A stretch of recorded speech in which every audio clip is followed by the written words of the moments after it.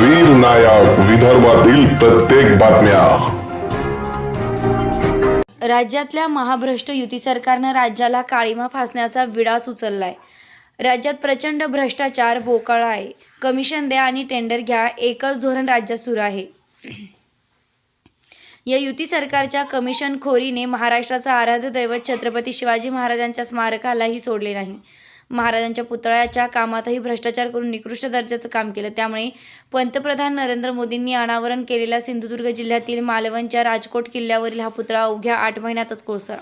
राज्याच्या इतिहासात अशी घटना यापूर्वी कधीही घडली नाही। छत्रपती शिवाजी महाराजांच्या नावाने राजकारण करून प्रत्येक निवडणुकीत मते मागणाऱ्या भाजपा सरकारनं त्यांच्या पुतळ्याच्या कामात भ्रष्टाचार करून महाराजांचा मोठा अवमान केलाय। या विरोधात राज्यभरातील जनतेच्या मनामध्ये प्रचंड संताप आहे।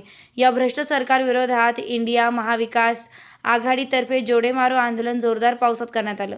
इंडिया महाविकास आघाडीचे सर्व श्रेष्ठ नेते, जिल्ह्याच्या माजी पालकमंत्री ॲडव्होकेट यशोमती ठाकूर, जिल्ह्याचे माजी पालकमंत्री डॉक्टर सुनील देशमुख, अमरावती शहर जिल्हा काँग्रेस कमिटीचे अध्यक्ष बबलू शेखावत, माजी महापौर विलास इंगोले, माजी खासदार अनंतराव गुढे, माजी महापौर मिलिंद चिमोटे, पदाधिकारी व कार्यकर्ते यांनी शिवटेकडी, मालटेकडी, छत्रपती शिवाजी महाराजांच्या पुतळ्याजवळ उपस्थित राहून महाराष्ट्रातील भ्रष्ट महायुती सरकार विरोधात जोरदार पावसात प्रचंड नारेबाजी करत भ्रष्ट महायुती सरकारच्या पोस्टरला जोडे मारण्यात आले।